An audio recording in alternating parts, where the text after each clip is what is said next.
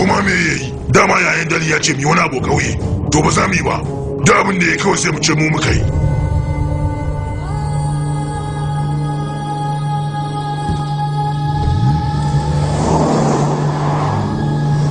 Don Allah da zaka taimaka da ka duba al'amarin hanyar nan ma. Domin hanyar tana matukar ba wa mutane wahala wajen bi.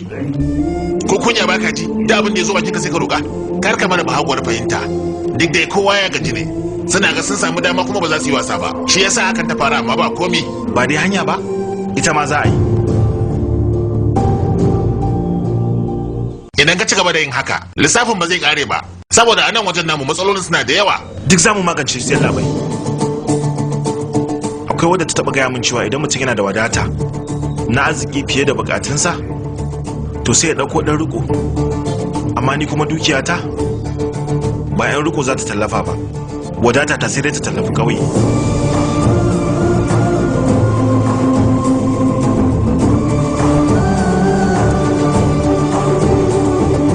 Daga yau na ɗauki wannan ƙauyen a matsayin ɗan riko. Zan mai da wannan gajiyayye kuma ƙuntataccen waje zuwa sansanin ƙawa da farin ciki.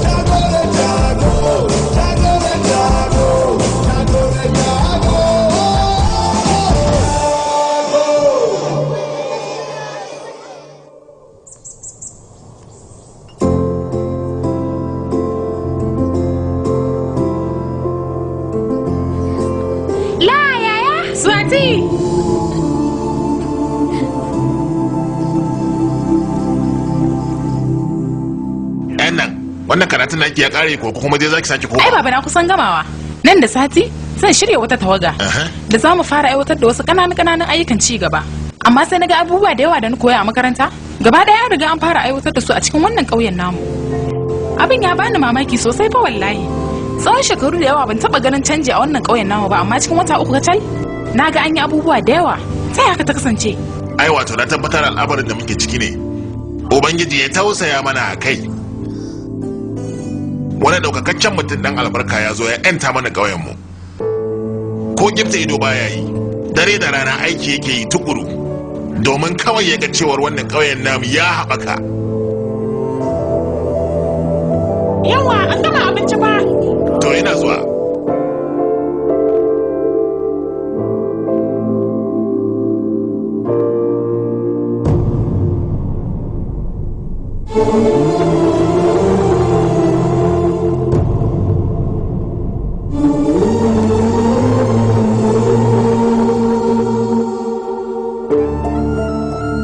Yawa yaro, ga guri ko? To zauna. Zama ba nan ko? To baba. Ga yata nan. Wannan yaron shine yake mana komi. Ai na hannun daman a farawa ne. Ai shi da ita sun san juna sosai.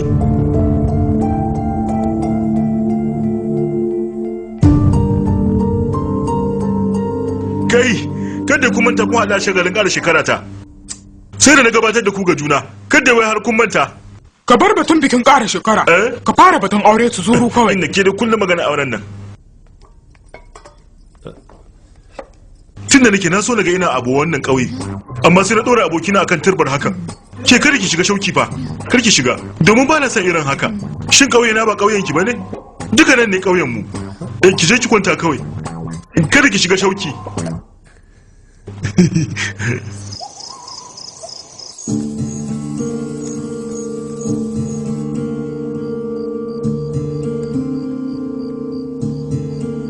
Wai me duk wannan ne? Me yasa ka zo nan? Ni ma yanan ƙauyen mu ne. Oh, kai da in ba dan na gaya maka baka san ƙauyen naku ba? Tashi ɗaya ka zo ƙauyen kana ta ruwan alheri? Da kai da ahalinka komi a wajen ku kasuwanci ne. Da fara ka ce kana so na dan na ƙi yadda. Shine wato ka zo nan dan ka raɓa 'yan gidanmu. Burinka shine su shaƙu da kai. Dan ka san ƙauyen nan ne raunin su. Kana zuba kuɗinka a ƙauyen su kuma haka yana musu daɗi. Daga ƙarshe ka ce musu kana so na su baka ni ba? Ka sani haka ma zai taɓa faruwa ba to. Kuɗinka da kake kashewa a ƙauyen nan asarar su za ka yi. Lokaci bai riga ya ƙure maka ba. Ka yi maza ka bar ƙauyen nan. Ta hakan za ka ceci kuɗaɗenka.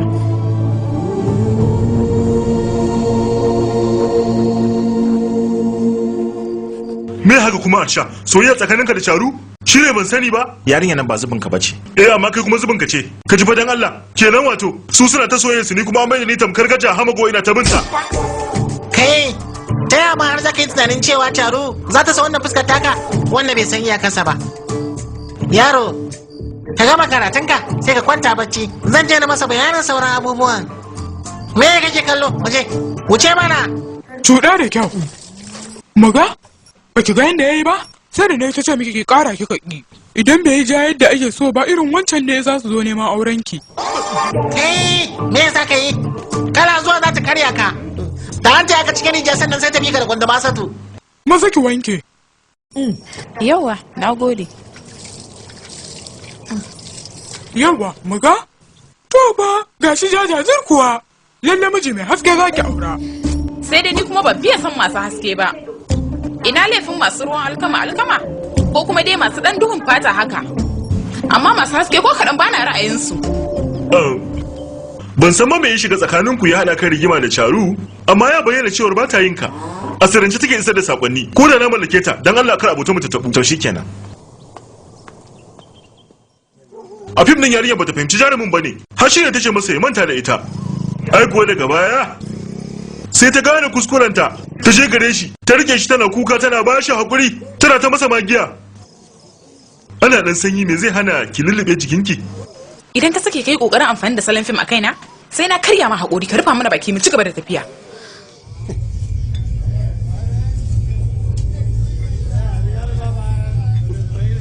Mu je mana harsha. Ku je kawai zan zo nan da minti 10. To yi kenan.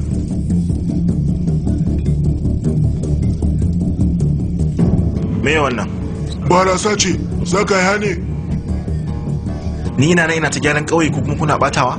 Ku bar nan. Mu bar nan kuma.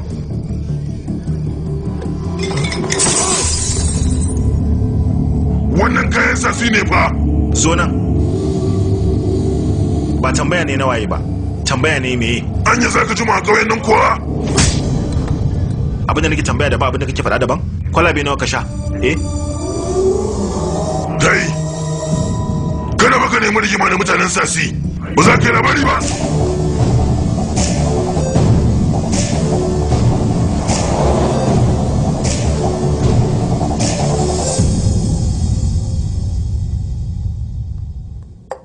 Yaro, me kuma kaje kai haka? Da mutanen sasi kuma kaje kai rigima? Kan hanya suka zo suna abin da bai dace ba, shine na gwada musu kuskurensu. To ai mafarin masifa kenan yaro. Shekaru 25 da suka wuce, da kawai wani mutumin kirki kamar kai sunansa Rabi. A nan gidan ya zauna, a cikin ƙauyen nan. Ko da yaushe yana so yi wa ƙauyen nan hidima. Ƙauyen namu ya ƙi ci gaba. Ana cikin halin abin tausayi. Koma bayan rashin ilimi, rashin ingantaccen kiwon lafiya da dai sauran matsaloli da yawa. Abokina Rabi ya bar ƙauyen nan ya je ya zurfafa karatu, sannan ya samu aiki mai kyau da ya fara yi. Halin kakani kayan da ƙauyen ke ciki ya jijjiga shi. Kwana biyu mun lura sai kekewaye ƙauyen nan kake kana zagayawa. Shin me ya shirin ka ne? In dai na je wani wajen na yi aiki tukuru tabbas zan haɓaka. Amma ba haɓaka ta ni kaɗai nake so ba. 'Yan ƙauyen mu ma ina so su haɓaka. Gaskiya ina so ne na zauna a nan, na yi hidima wa ƙauyena. Kasancewa ne da ƙauyen namu yake waje ne a bushe, shine na yi tunanin ya kamata mu faɗaɗa hanyoyin samu. Haka ne ya sa muka yanke shawarar fara kasuwancin nono. To sai kuma ga kasuwancin Venkat Ratnam na sarrafa barasa, shine muka ce bari mu farkar da mutane daga marisarsu. Domin ɗaya daga cikin manyan dalilan da ya sa 'yan ƙauye suke cikin wahala shine yawan mu'amala da barasar da suke yi. Mun yi ƙoƙarin yi wa gidan su Venkat bayani, amma sai suka nuna su san wannan matsala ba ta shafe su ba. Saboda haka muka ce bari mu farkar da 'yan ƙauye daga marisar su mu ingiza su ga aiki tukuru. Muna farin ciki da hangen canji da kuma dab da muke da shiga sabuwar duniya. Ya za su daina shan barasa, haka za ka ga suna murmushi suna zuwa wajen aiki. Ya zama waliyi yanzu. A idan talakawa idan haka ya ci gaba zai zama shugaba ma. Dole fa mu sanya zami, mu dakatar da wannan abin sasi.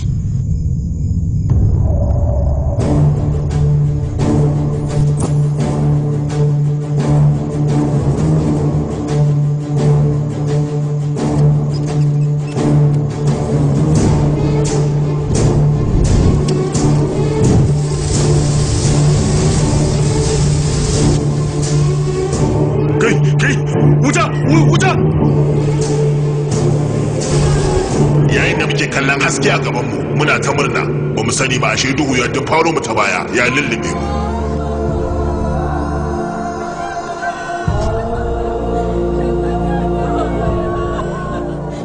Yanzu ne wannan kai ana nuna cewa a takurar muke rayuwa muna da raye ba mu mutu ba, amma yanzu kuma kowa da kowa shi ke sun mutu. Muna roƙonka ka fita a rayuwarmu ka rabu da mu don Allah. Rabi ya kasance wanda aka dora wa laifi akan wannan banda da ta faru. 'Yan ƙauye suka ce gangancinsa ne ya jawo, shine aka kai shi magargama akan cewa mutane sun rasa rayukansu ne saboda an haɗa lantarki cikin yanayi na ganganci. Wannan al'amari ya yi matuƙar so samun zuciya.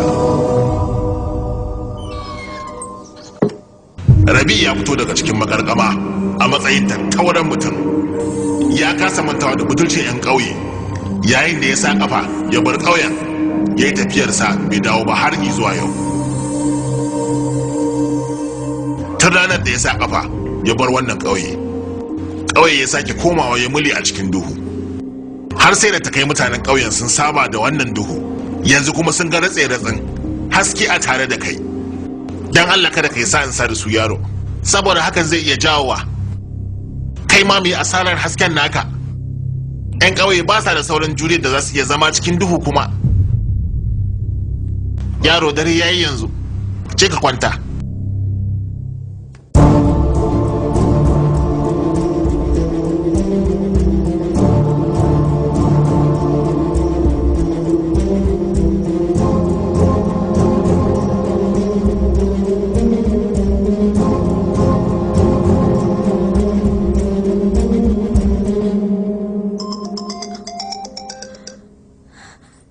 Halo? Halo mama? Kana lafiya? Ina lafiya. Daga ina ne kake kiran mu haka? Ina baba yake? Gashi nan anan. A haɗa ka da shi ne? To shi kenan. Ɗan riƙe waya to. Ga waya, harsha ne. Harsha, Sani baba. Ban dai dame ka ba ko? wannan kiran da kai min, shin kuwa a halin yanzu ka san matsayinsa a wajena? To ya hutun naka, kana da jin daɗin ka ba? Sosai ma baba. Amma zai fi daɗi idan tare da ku ne. To shi kenan bayan ka dawo sai mu shirya mu tafi tare. Harsha? Halo? Zan saki kiranka.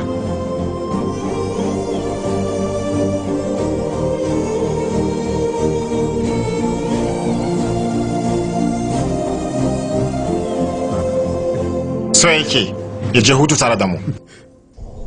Raka na bai a guje zai suburbuɗe ni. Wallahi kara gyale shi. Kai, hidima yake ta yi wa 'yan ƙauyen da kudadensa. Kuma kome yake a matsayin mu muke yi ko ba haka kace ba. Rabu da shi kawai. Kai, miko abin nan.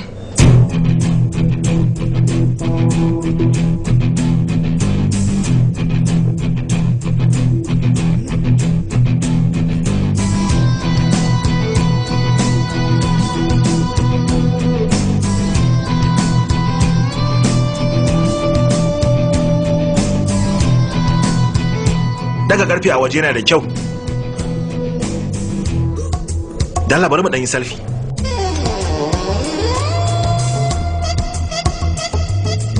Ai wayewar kula da jiki ta yi. Jiya ka yi takaddama da mutane na. Baka san mutane na bane ba ko? Ai sun sanar da ni. Kai jiya ka fece min. Da ka shiga hannu na ayar da nake jijiyan nan. Da ka yaba wa aya zaki. Saka da suka zo suka gaya mun. Da ba su gaya mun ba fa. Suka yi tunanin su afka ma. Ka yi tunanin halin da za ka iya shiga. Ka ga da ba su haka ba. Ai da ka biyo su kun zo tare ma. Yaya, in kira ka waya. Dan uwa, Sasi, sun raba ni da kujerar ministan nan. Da abin da zan yi na yi, komai ya ƙi yiwa. Ina ga kawai zan zo ƙauyen nan. Sai mu shirya ta yi. Kai, za mu zaki haɗuwa. Sa'a ku ɗaya da aka kira shi a waya yanzu nan. Yara sun yi sa'a. Yawa kana ji gobe ya kamata mu je mu samu shugaban. Ita ma tana ta samun nagartattun abokan haɗi yaya. Sai dai bai kamata ya auren ta kafin a yi na taru ba. Ya kamata a yi sauri a nema mata abokan haɗi. Na gode. Ni ba. Kwanakin baya na ce a nemo da wanda za a yi haɗi. To amma ita samsam ba ta so ta bar wannan ƙauyen. Ita samsam ba ta so ta yi sirkai da waɗanda ba 'yan nan ƙauyen ba. To tun da haka ne me zai hana a haɗa ta da na gida kawai? A farawa yana son ta sosai. Ya dai a farawo. Ni kuma baka taba gwada min haka ba. Yawa Taru, zo na yar baba. Yayin da muke nema miki wanda za a haɗa ki aure da shi, sai muka gano a farawa yana son ki ashe. Kuma dama gashi ya san ki tun lokacin kina karama, kuma ya tsaya kan gabafuwansa. To me kika ce? Wannan shashashan hamagon? Kawai ba ka fahimta ne ko me?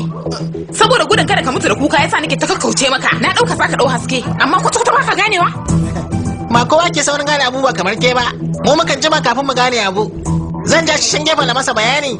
Je ki karasa aikin ki. Idan ka sake shiga gonata, ko ka ɗago maganata, sai na karye kafafuwanka kuma na ƙona su. Yadda kake ta zazzakewa na ɗauka yarinyar tana son ka. Yi haƙuri a farawa. Tashi babban nan ka ta kona maka babu, muje.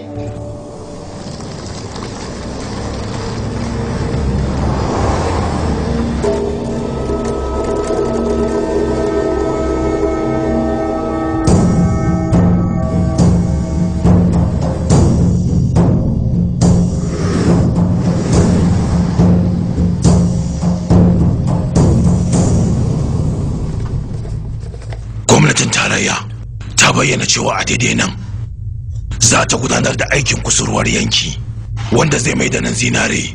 Nan da wata 2 zuwa 3 za ta sanarwa ƙasa. Kasancewar ina cikin gwamnati, na gano ciki da wajen komi da za a yi. Zuwa lokacin da za a sanar a ƙasa, ya kamata mu yi ƙoƙari mu mallaki iya filin da za mu iya mallaka ko da ƙarfi. Mu kundumi aƙalla eka 5,000 zuwa 6,000 mu watsa wa manoman tsaba. In suka yadda mu kwace da ƙarfi, in ta kama ma har sheke mutum sai mu yi. Amma ko ta halin kaka filayen su zama namu. Yaya, yaro na ya zo daga birni, so yake tafi da ni da mahaifiyarsa. Ita tana so ta tafi jiya da daddare ta tayar mana da hayaniya, amma ni lokaci ɗayan tashin tafi in barka abin ba zai min daɗi ba. Me zai hana kai mata magana? Kai ƙanina ne, zan iya maka magana kan komi, to amma ina zan ce wa matarka wani abu. Su ma yaran yanzu haka sun girma sun mallaki hankalinsu. In muka matsa sai mun zauna tare, to su kuma ai mun tawaye su.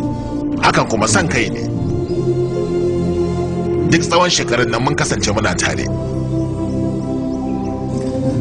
Kun gama nisa kun je ina? Iyakar ku Hyderabad. Za mu na aduwa da shagulgula.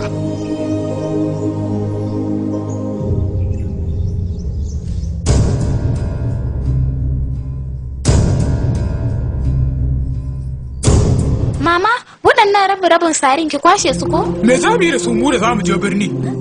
To wai ina ne ma na ajiye mu gani ina ne na ajiye su? Kai kuma ka zauna a nan baka komai ba za ka je ka tashi ɗaya bace kunkunan ba ne? Mama me yasa kuma kike hadawa har da katifu? Gani ne za su yi amfani idan aka samu bakin kwana. To ana gaya miki akwai a can. Yaron nan ya matsa wai sai dai mu tawo da kayan samu kawai wai akwai komai a can. Idan muka je can duk abin da na ga babu zan kira ki in ya so sai ki turo mana. Ki ƙara tunani dai Jyoti, idan kika je can me zaki yi? In na je can me zai yi kake tambaya? A nan din da nake yi to. Dukan ku za ku zauna tare.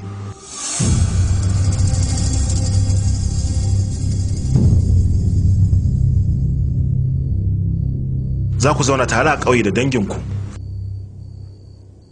Wannan ɗauki ne kawai kan cewa za ku je sabon waje. To amma ke ma kanki baki da dalilin barin nan din. A shekarunki ba wani sabon abin gani ko yi a can. Za ki iya ganin manyan gidanuka 4 daga gidan da kuke, sai kuma ƙarin awa 4 a samun wutar lantarki. Amma ki sani ba za ki samu mutanen da za su miki magana cikin tausasawa ba.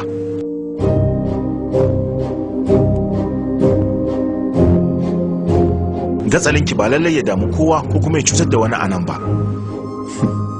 Hasali ma abin nishaɗi ne. Amma a can za ki kewar habaice-habaicenki da hira mai ma'ana ta yau da kullum. Can ba mai damuwa da wannan. Tafiya ba wai yana nufin tattara kaya ba ne da tattaka matakalai, domin duk lokacin da kika yi ra'ayin dawowa sai kin sake taka matakalai 1000.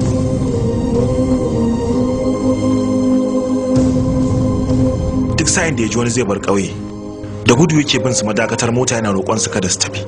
Yau kuma idan har ƙaninsa ya tafi, da wace fuskar zai fuskanci ƙauyen nan?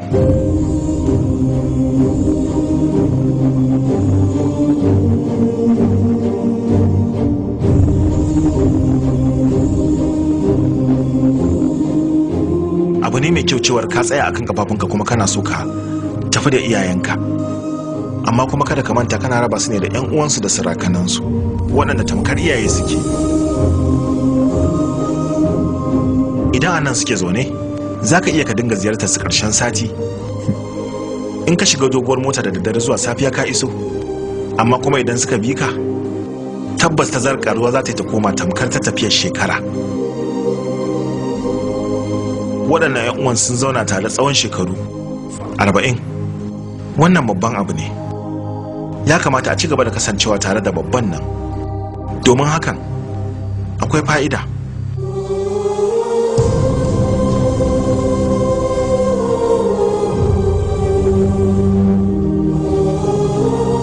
Kada kuma ba haguwar fahimta kasancewar na shiga lamarin gidanku. Dan zaman da ne da ku muka ci abinci tare, na fahimci daɗin kasancewar ku cikin farin ciki.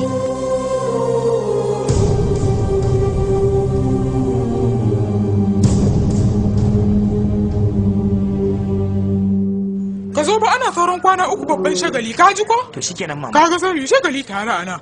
Shakka babu zan zo.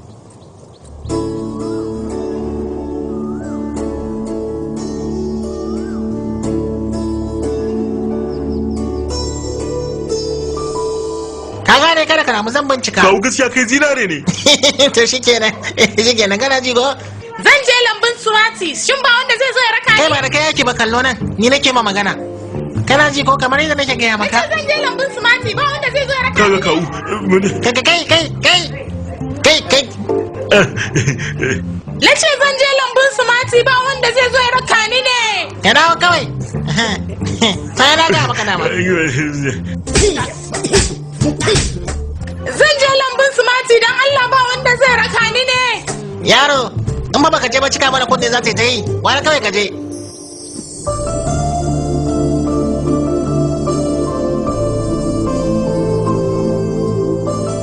Yayi Sumati, kina lafiya? Ina lafiya Charu, ya kike? Lafiya kalau. Kin gama karatun ne? Sannu fa. Na koyo wasu sababbin hanyoyin noma kayan lambu. Sai nake tunanin me zai hana in zo mu jarraba? Amma yanzu ganyen lalle nake so me sa hannu ja wanda zai jawo min farin miji. To ki je ki tsanka Charu. Dama za mu cire shukokin duka. Da yake goben nan za mu bar nan ƙauyen. Me yasa ya lokaci ɗaya kuma haka yaya? Jiya ne minista ya zo ƙauyen nan. Akan wai lalle yana son filinmu. Haka muka yi ta roƙon shi mana magiya. Hakan ya sa suka da kisiriki na. Gobe wai za su zo da wasu kuɗaɗe. Za su ba mu sai mu sa musu hannu. Shi yasa nake shirin komawa birni na nemi wani aikin. Duk wani abin da kuke so kawai kuɗi ba.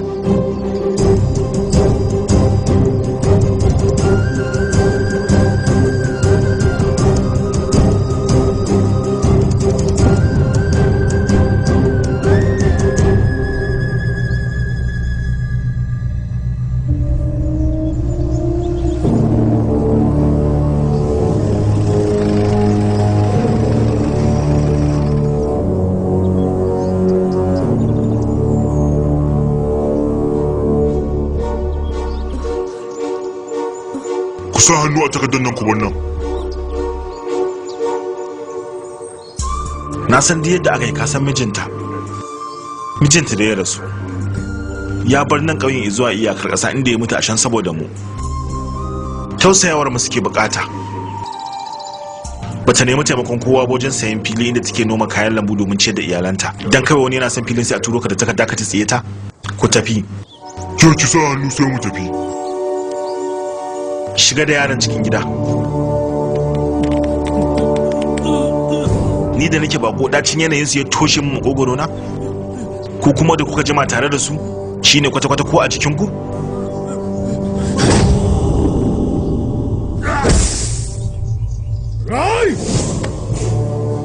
Daga nan ba inda zan je. Fili yana nan. Amma ina tantama wannan a raye yake ko ya zama shekakke. Gaba ɗaya baya motsi. Ku kai shi wani waje tukunna a duba shi.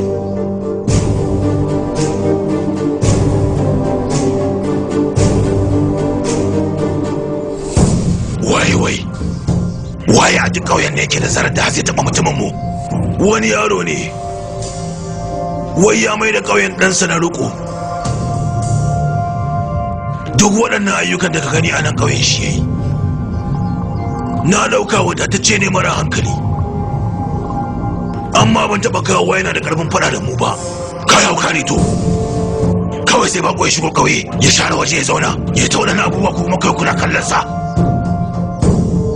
Aina ake zaune ku kawo shi wajen bishiyoyin mangwaro yanzu nan. Dole mai wani abu a kansa.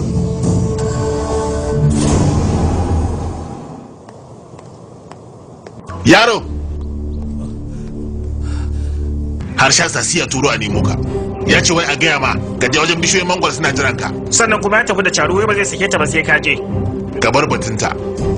Domin idan muka je muka same su muka rissana, idan muka yi ta masu magi akan su kyale Charu, za su kyale mana ita.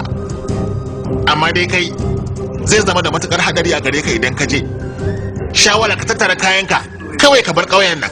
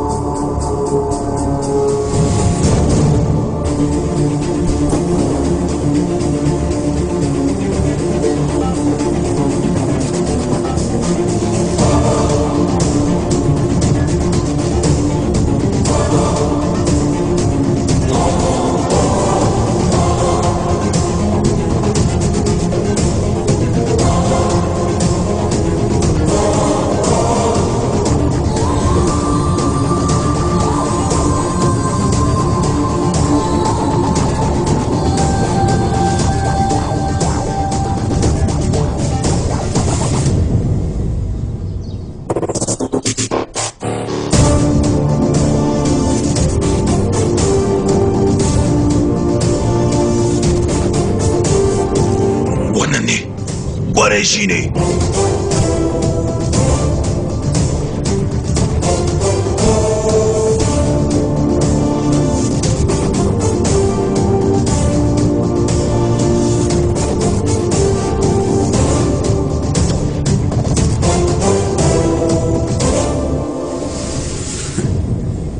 lallai duniya na karama ce, mun sake haɗuwa a waje ɗaya.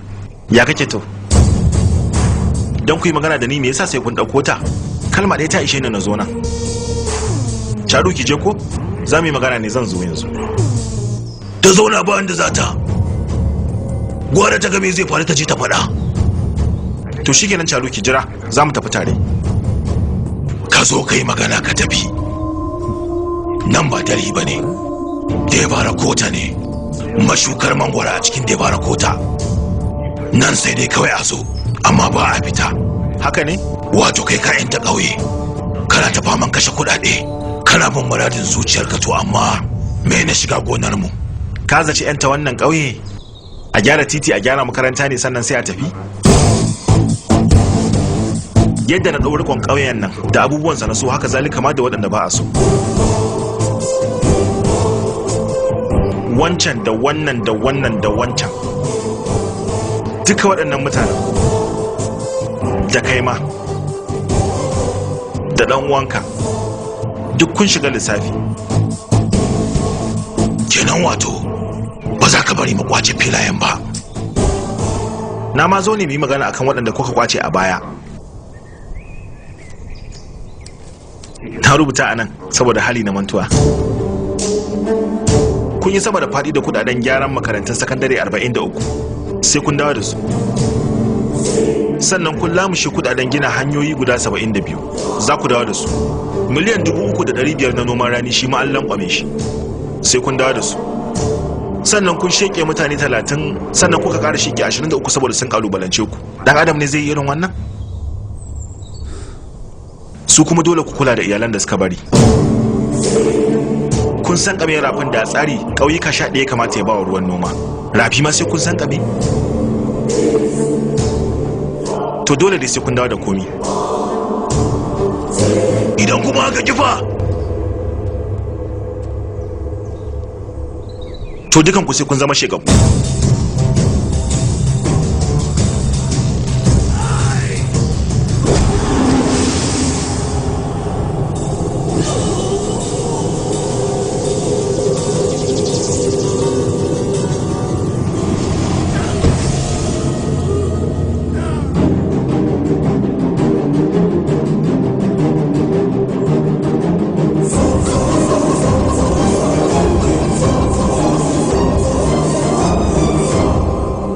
To ya aka yi?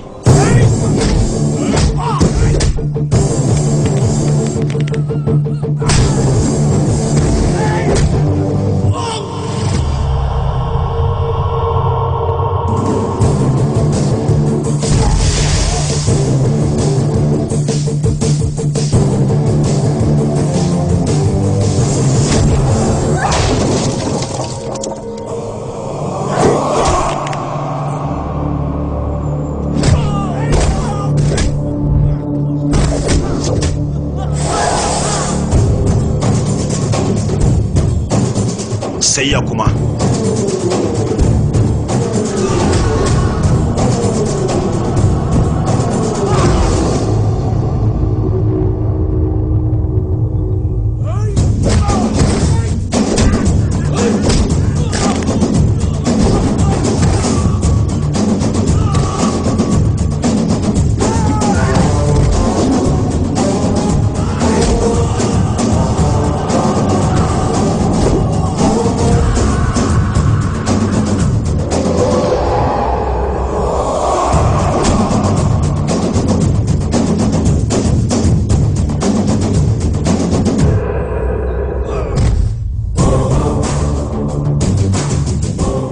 saboda muna Delhi shi sa ne magana kaɗan na tafi, amma nan Devara Kota ne a wata keɓaɓɓiyar mashukar mangoro. Duk wanda na sheke a nan ba mai zuwa ya yi bincike ko tambaya. Taho Charu. Kai kun kwace wa ƙauyen na abubuwa da yawa, ku dawo da su ko kuma zan mai da ku sintuma.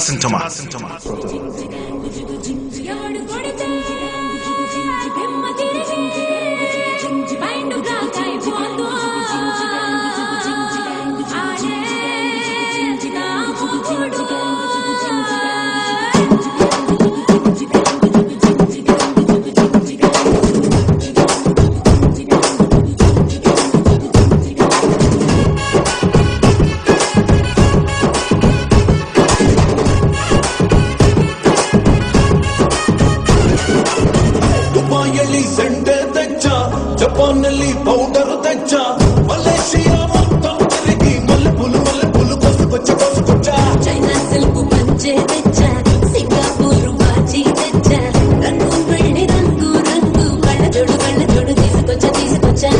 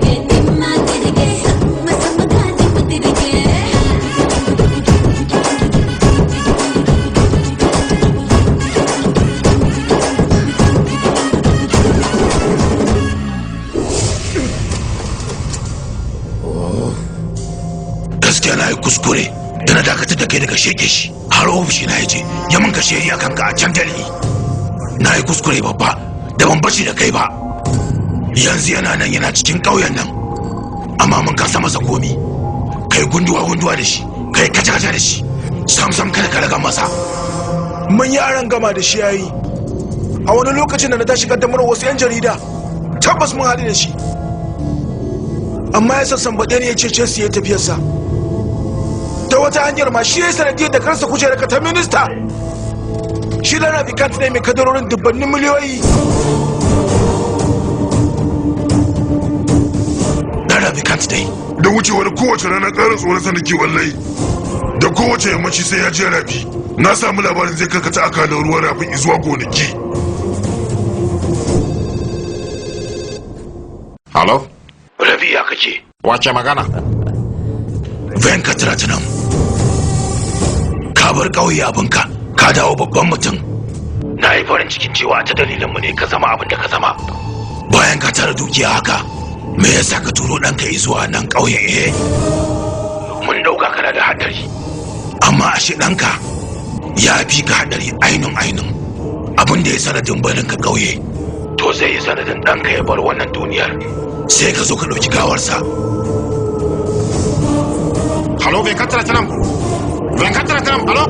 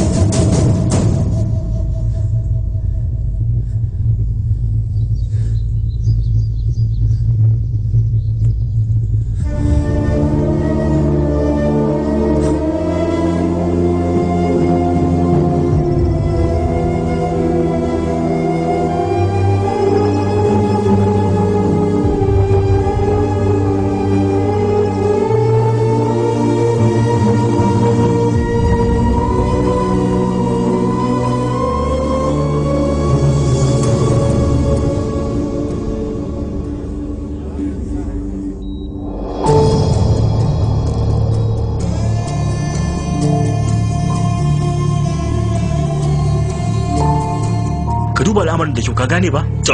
Likita. Likita kai iya kokarin ka ya rayu. Shi rayuwata ne. Kada ki damu, muna iya bakin kokarin mu kin ko ki kwadar da hankalinki.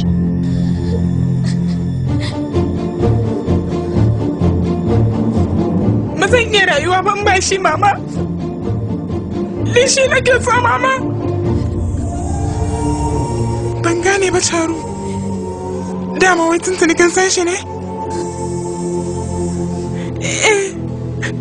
Tun a Hyderabad na san shi.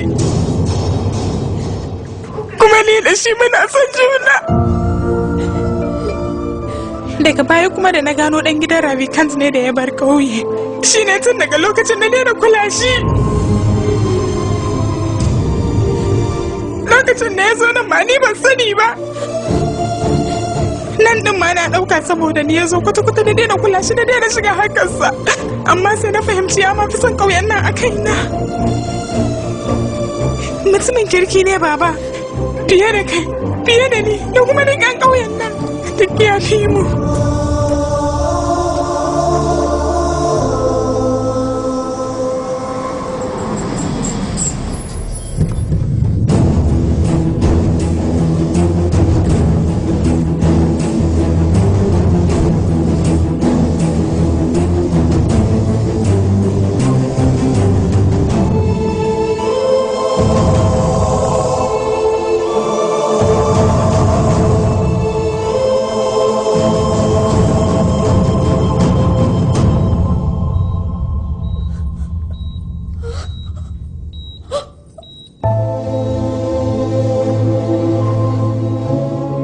waje.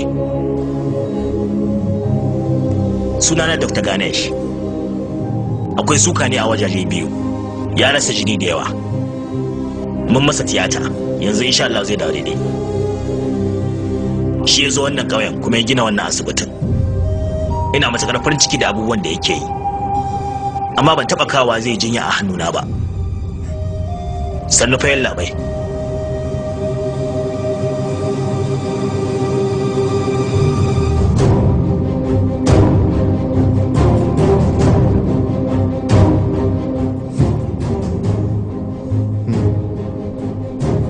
Ko da wannan ƙauyen zai canza, ku dai kan ba za ku canza ba.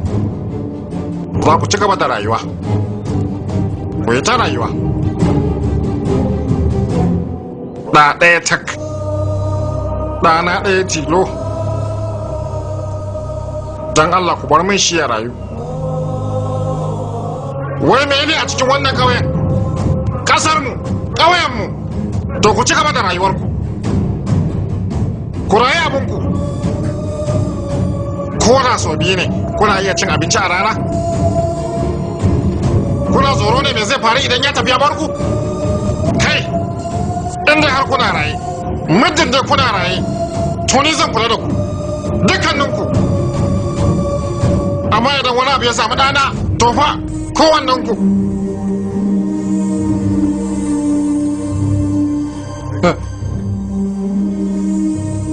Na roƙe ku dawo min da rana, ku turo min ɗana. Ku turo min ɗana, ya dawo gare ni. Na roƙe ku.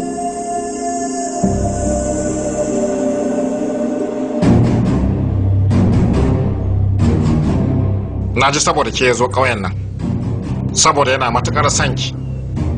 Idan zai yi ki bar ƙauyen nan ki biyo mu, domin ba shi ba wata alaƙa da wannan ƙauyen.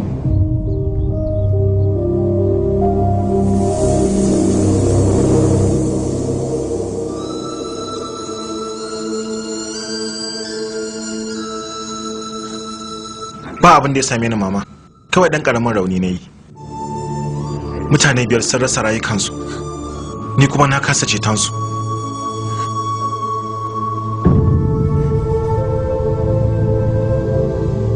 Likita zan iya tafiya? Akwai ayyuka da yawa. A dan nan, ya isa haka. Dan Allah ka bar ƙauyen nan. Duk da cewar muna cikin yanayin wahala a lokacin da ka zo ka same mu, amma muna raye. Amma bayan wannan abin da ya faru, duka muna kokonta rayuwar mu za ta ci gaba kuwa. Dan Allah ka bar ƙauyen nan yanzu nan. dan Allah ka je Harsha ka bar ƙauyen nan da mu a yadda muke kawai dan Allah.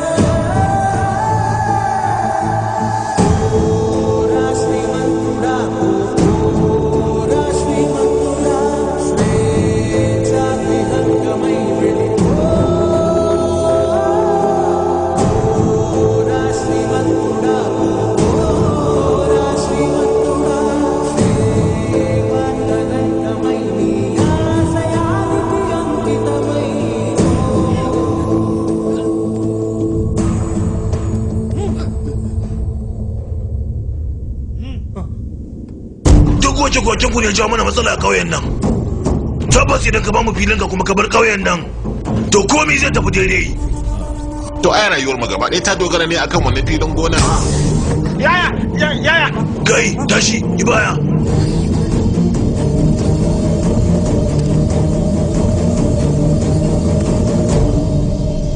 Maza samba da hannu.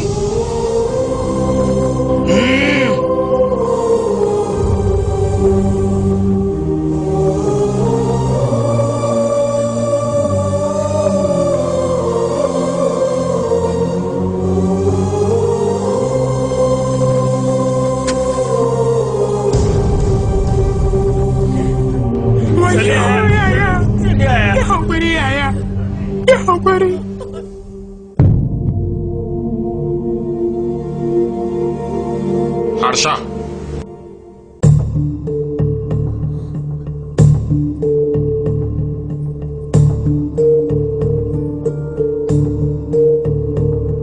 Na ɗauka cewa bayan wani ɗan lokaci za ka dawo daidai.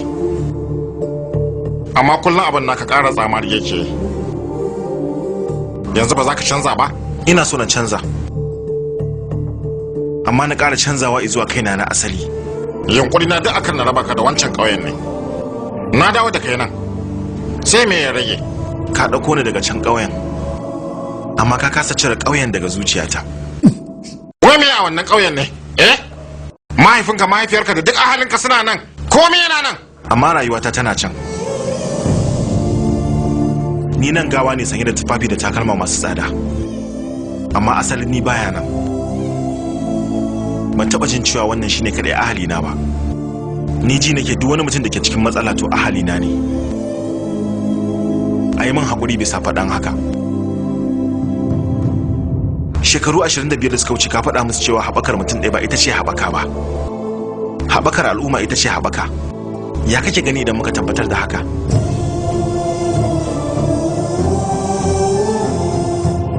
Za mu iya fuskantar ba daɗi yayin fafutukar cimma burinmu. Amma ko muna zaune a gida ma za mu iya jin ba daɗin. 'Yan ƙauye saboda sun yi kuskure so ɗaya shine ka raba da su ka dawo nan. Amma hakan bai hana su alfaharin cewa Rafi ɗinsu ya zama babban mutum ba. Su ma ahalinmu ne. Ka yi fafutuka da zafin fansa sannan ka tara dukiya mai tarin yawa. Yanzu ka rantse mun cewa ba ka tunawa da ƙauyen nan bila adadin kowace rana.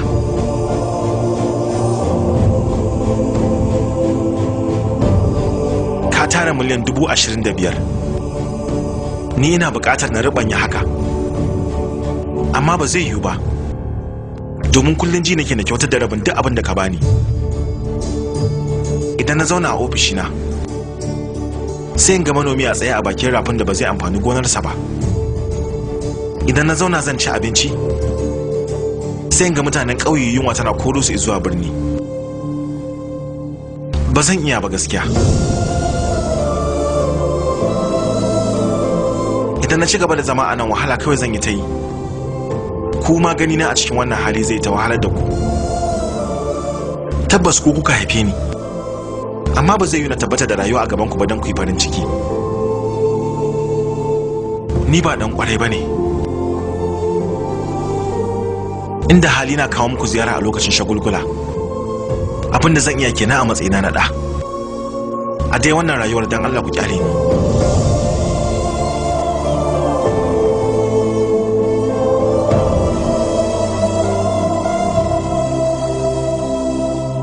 Kowa yana cewa ina da kyakkyawan ɗa, amma a tunanina ɗan kirki gare ni.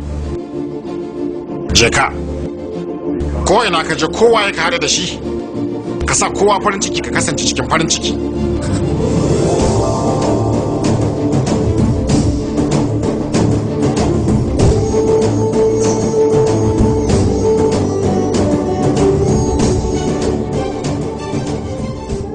Rayuka da yawa suna dakon ka a can ɗana, kada ka makara harsha.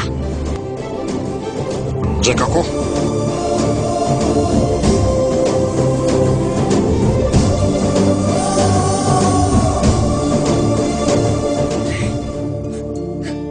Waɗannan hawayen na farin ciki ne. Na gode maka da ka kasance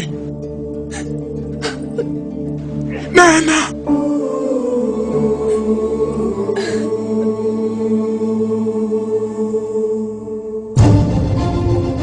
Wannan duk ya zama naka, kasuwancin da ahalin, sannan ka kula min da iyayena.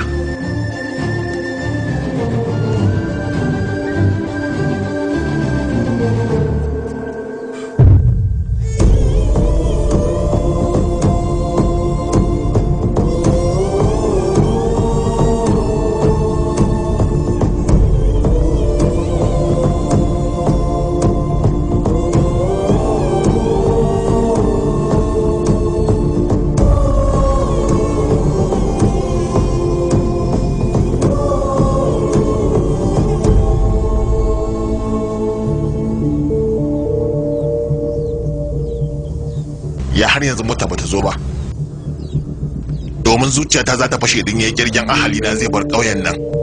Zuciyata ba za ta iya jura ba.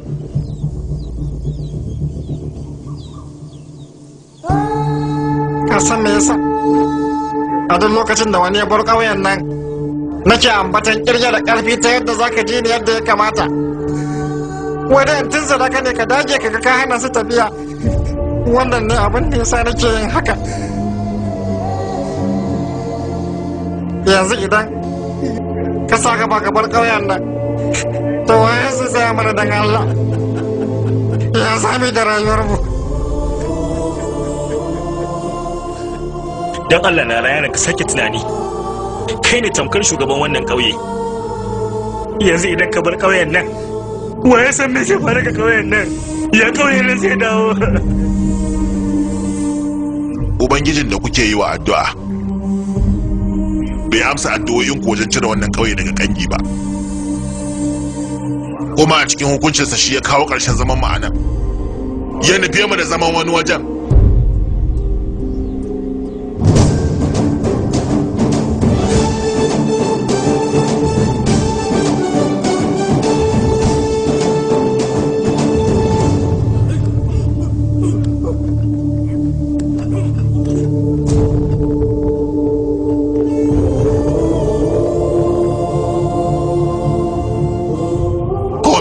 Ya kare yaro.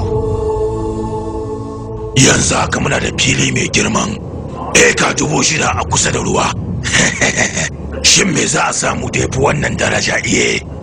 A sani na ba aikin da ya kai wannan girma. Fili na ma aiki naka. Raba daidai kenan za a yi. Shakka babu. Ai ba wani aikin da zan yi tunani wanda ya kai wannan. Amma kasancewar filayen ƙauye ne ba za a samu matsala ba. Da roƙon su muka yi suka ba mu shine za a iya samun matsala. Amma shege su muka yi muka kwata, ba wanda zai nuna mana fuskar sa nan.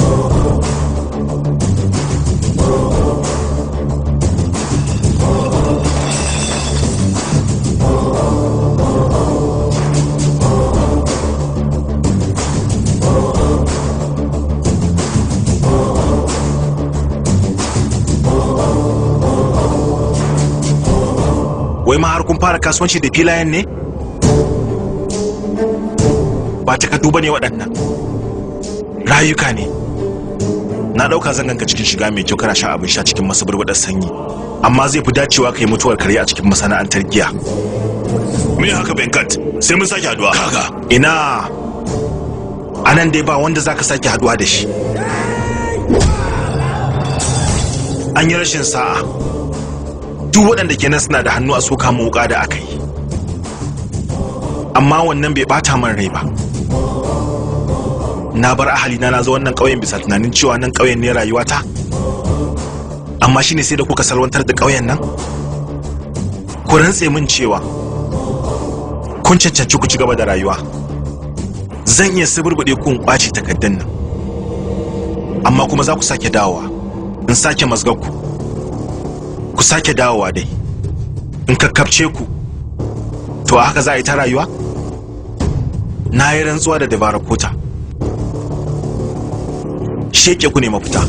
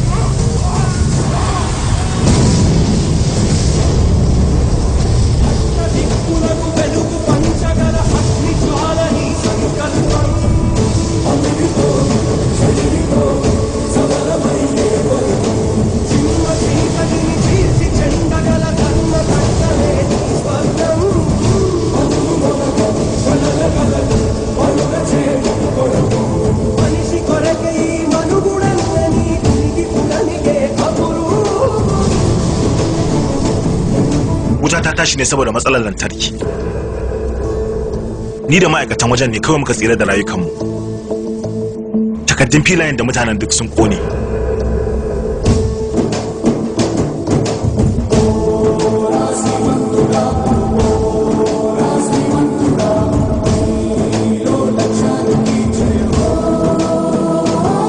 Shekara ta gaba a shagulgulan Sankranti.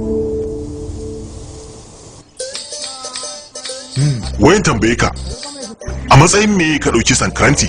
Ai na ga wancan ƙauyen, amma ƙauyen mu gaskiya ya fi kyau. Ai ba inda zai kai ƙauyen mu. Harsha, ya kuma naga ka dawo da wuri haka.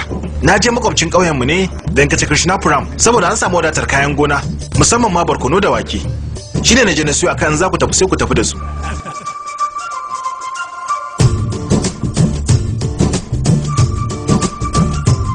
Rake rake yaro gona aiko tsohuwa ce ta sha ta hau. Duk wanda ya gaba yana shan gaba da hayyacin sai ta. Libya. Libya wacce ta kasar waje da muke jin labari? Tabbas na share. Shiga cikin musulunci guda biyar ne. Ana zo magana da ke tana gaya mutane shiga cikin musulunci. Shiga da musulunci za ta? Wani sabon shiri daga MK Entertainment. Rake. Irin ga tara bataliyar sojoji ana ɗebo su a motar rake sai da ya tara roka 100,024 da su. Ai da in za a tafi maka daga nan garin. Har zuwa maka gangara. Allah sarkin daɗi in ji barawon takarda. Wani lokaci ba hakan nan kawai ake sauka daga hanya ba. Kyakkyawan sauti daga abin daɗi yakan sa mutum sauka daga hanya. Rake. Mutum ya ta haihuwa kamar bera. Na sha wahala kafin haɗa kuɗin wannan dabba. Ba ƙauri ba suna. Da abin da yake a ban iya nake ba. In rike. Me zan rike? Rike. To wannan ni iya bakin kokari na kenan. Ba abin da ya haɗa ni da rike ban dashi. Hankali na ya tashi. Yau kwana biyu kenan aka haifi yaro. Yanzu jibi za mu tafi bikinsa. Amma gaskiya kai mahaukaci ne wallahi. Abin daɗi halitta daga Allah. Rake ga ruwa ga zaki. Lalle rake kan sa sauka daga hanya. Wannan sabon shiri na barkwanci mai taken rake daga AUK Entertainment. Kudu na naira 1,000 nake haɗa mata kuɗin ta. Ku bari in taushe zuciyata. In yi tausa sai i biya ni kuɗin kudu da ka gama tausa zuciya ka diga Allah ba zuciya ta haƙuri. Shi ma rake ne sanadi an ɓarar da kunu. Baba har yanzu a ƙasar nan ba a daina sharri ba. Tunda ku kwakwalwa ko zai iya ɗaukar rake ba. Da ruwan raken nan izugo irin rabashin nan. Gada tana karewa. Gada ka shiga ba ka zugo. Ya guje. Hazikan jarumai masu wasan barkwanci suka taka rawa a cikin wannan shiri mai taken rake. Idan aka shuka rake a siminti, tsirowa za ga yayi. Yanzu na ga wani mutumi a kan jaki da kayan rake a gaban shi. Rake wanda ya shirya awwal uba fafata. Rake kullum gari ya wani amma ruwan maliya nake yi a yin wanka. Maliya maka? Karkamin. Rake. Kana amfani da kujerar kacan cimma burinka akan mata. Na biyu, ka ɓata wa kamfanin nan suna an sa sunayen ma a shafukan jaridu. Tun da na taso, tun ina ƙarfi na taso. Wallahi. Ban ni ban taɓa fasikanci ba. Wallahi Allah abu ban taɓa aikata zina ba.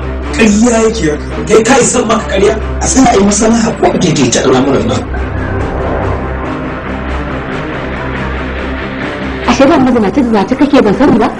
Babu yadda za a yi tsaya ina yi miki rantsuwa kan ƙarya kawai don burge. Ƙarya yake kuma. Yarinya ya mace ciki ya kai ta asibiti ya kama shi. Zai zama matsala. The old adage says, those who live in glass houses should not throw stones. Cikin da ke jikinki shin na wani ne ko na wani? Kai, Umar, yanzu kana nufin baka sanar da su ba? Wannan cikin na jikinki wayar ki. Umar kenan, kina nufin ke ma baki sani ba? Dan dangi ne ba. Wannan wani irin kishi ne ya matar da ita matsayina a wurinta? Shi ya kawo nan domin a zubar da cikin. Ya bani abin sha, bayan na sha sai na faɗi na suma. In ba da ma Allah ya kawo matarsa nan ba da yanzu an zubar da cikin. Aisha 2018. Ni shawara ta dakatar da wannan manajan shi ya fi dacewa. Ina goyon baya. Kamfani za ta miƙa shi kotu don ta nemo wa kanta hakkin ɓata mata suna da yi. Ni ma ina mai ba da shawara. Ma wannan abu fita aka yi zargi ne. A dakata a jira a ga abin da kotu za ta yanke. Wannan kamfani ba zai assistin shi ba a cikin wannan matsala. The makers of Gudanjini, Anisa and Ahmad M. Yari Productions returns with another Aisha 2018. Na lura tun da safe kake so kai mana kisa a asibiti. Aisha 2018. Amma ki sani duk waɗannan abubuwan da zaki ba za su sa gwiwata ta yi sanyi ba. Da idona na gani. Ya kamata ki zama ɗaya daga cikin mutanen da za su rufa masa asiri. Ko tsoron Allah ba yayi. Allah yana tare da mai gaskiya. Kada ki tafi kuma daga baki zo ki da na sani. Oh. Kana nufin da na sani na rabu fasiki? Na rantsi da gima Allah sai na fara kashe ki a gurin sai da duk abin da zai faru ya faru. Aisha 2018.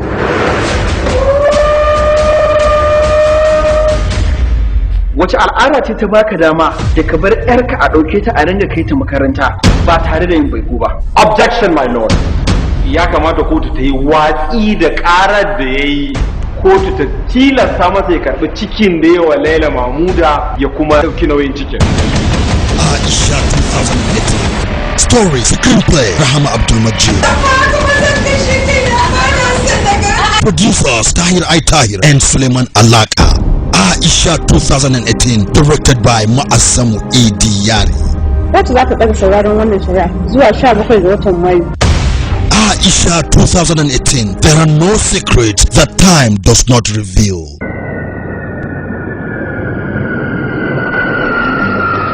Babban bature ya zo kana tafiya nashi kamar giwa ba giwa ba kamar kura ba kura ba. Baba! Ya ce ya matan nan! Ni ba ku wani sai mun ba! Baba ya zai a kyale wannan ya haka nan yana yawo a gari babu aure. Kan ka gaya mama maganar ba za ba ina jinka ina jinka. Jarrama. Saki baba. Kun san cewar ya lai baturan nan inda na gan shi hankali na tashi yake yi mai komin nawa. Baba, wannan ka san balilin da kake yi, ka koma can za a samu ka. Zuwa na maka na farko. Sarkin maka maka hukunan iya mana wannan abu ne ka mana. Jarrama daga kamfanin Shu'aiman Movie Talk. A sha ruwan zuma mata ba ruwan maɗaci ba sai da waiwayen baya zan jino masoyana tunda kun yi murna na ga tambari na kauna duniya ta bawa ce kun ji daidai na lahira zuwa dole me zan na fanshi kaina ashe akwai aiki gabana idan na shuka shari Jarrama.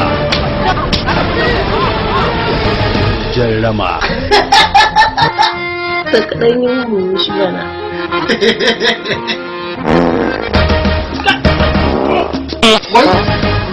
Jarrama.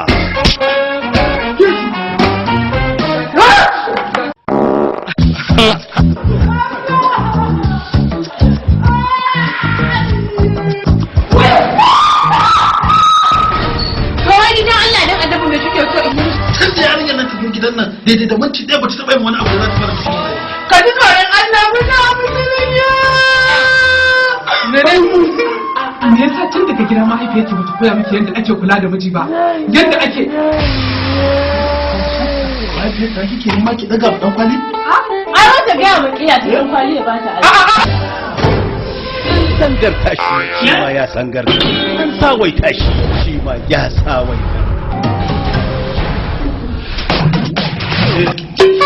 Da sassafen nan zaki zo ki kunna mana TV? Ba kan gado ba komai haka. Kai ka ga rayin kan gado. To wallahi ba za ki kunna.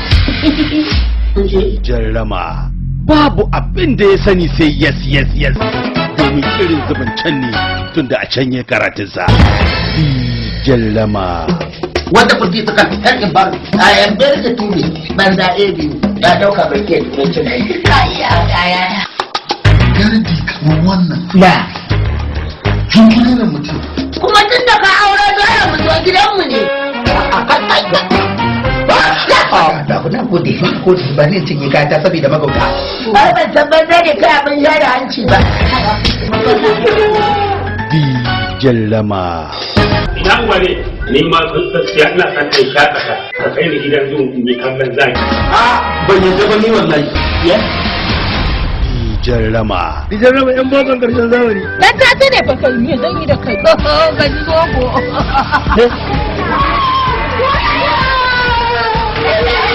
Da kansa ya jefar da galan ya ɗauki mulkin.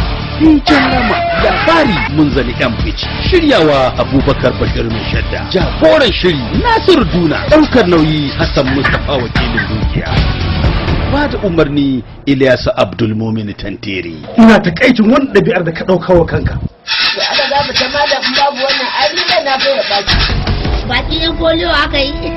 To ai daga gidan duk ba ƙananan yara. Ya dai in ba za ku ɗiga. Muna yan ƙauye?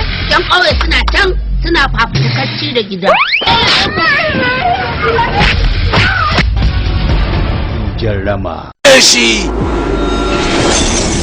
duk maganar da na faɗa ka tabbatar da sai na cika ta.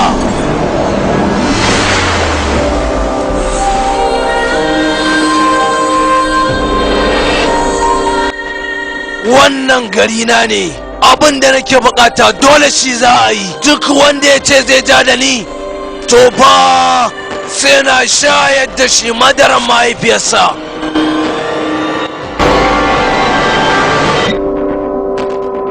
Ban taɓa yin alkawari ban cika shi ba, ko da mun ga wakil su guri daya, domin ba ƙona su nake so a yi ba, angulaye da karnuka nake so a bawa.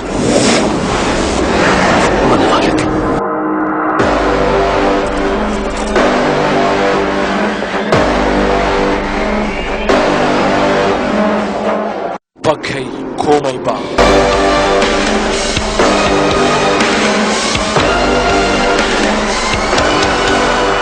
Shaho 2008.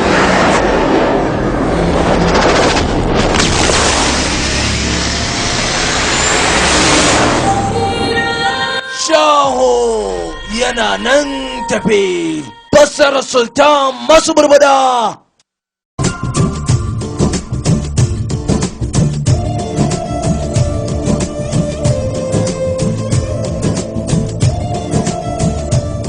Kin manta ne wancan lokacin da nake gaya miki cewa gashi yauwa na gode ko gogo ke ma zaki dauka ne yadda kika sai sanar zinare haka kika yi kyau sanye da wannan sari na gode amma kin san komai na faɗa sai kiga ya zama gaskiya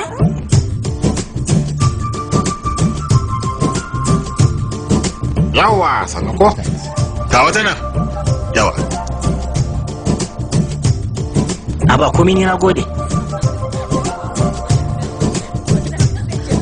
yawa ta sanya mama gashi to kina ji zuwa fungal na gaba lalle ya kamata ki bani jika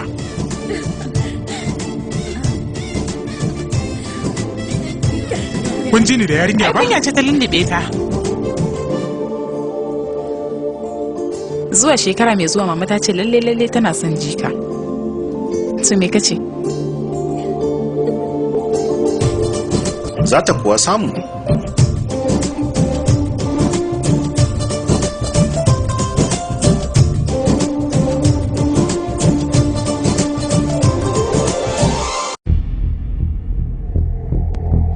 Baba a gaskiya ni wannan mutumin zan aura domin ya fi kowa sanin yadda zai kula da ni kuma babu wata bajinta a duniya wadda ba zai iya mun ba to sai yi magani idan tuta za ta hura wuta jinan ban gamsu zaka iya kulawa da yata ba idan kuma zaka iya to ga fili ga doki ka gamsar da ni ta hanyar mata hidima ta bajinta idan ka gaza ka sani ba ita ba matsiyaci daga nan ya sha alwashin ba zai ji kunya ba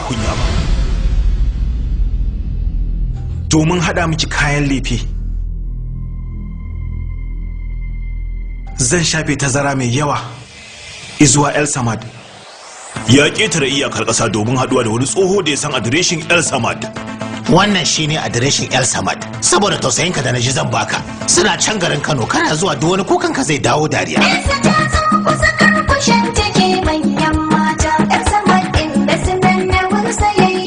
muna muku maraba zuwa El Samad Investment and Resources Limited. Inkiya aljannar atamfofi da leshina. Ina hajiyoyi masu tunkaho da aji, kima da sanin mukamin kawa da kuma 'yan mata masu sinadarin can cas. Bi ma'ana masu zubin ado cikin tufafi irin na zamani. Domin biki ne, suna ne, kayan lefe ko kuma burge mai gida da irin cancarewar da zai kalla ya ce, "Kutumelesi!" To fa ba tare da bata lokaci ba a yi maza an tayoyi zuwa shakwalkwalin El Samad Investment and Resources Limited domin kwamisar nau'o'i da kuma sinkin Samad Wax, Samad Fashion, Samad Batik, Samad Dutch, Economy Samad, Plain da Viva, Silver Jubilee, Golden Jubilee da sauransu a El Samad. Yanzu na gamsu zaka iya kula da yata, saboda haka na baka aurenta. Na tabbata akwai ta Economy Samad, Silver Jubilee, Golden Jubilee, Super Partner, har da Diamond, da Kilasi.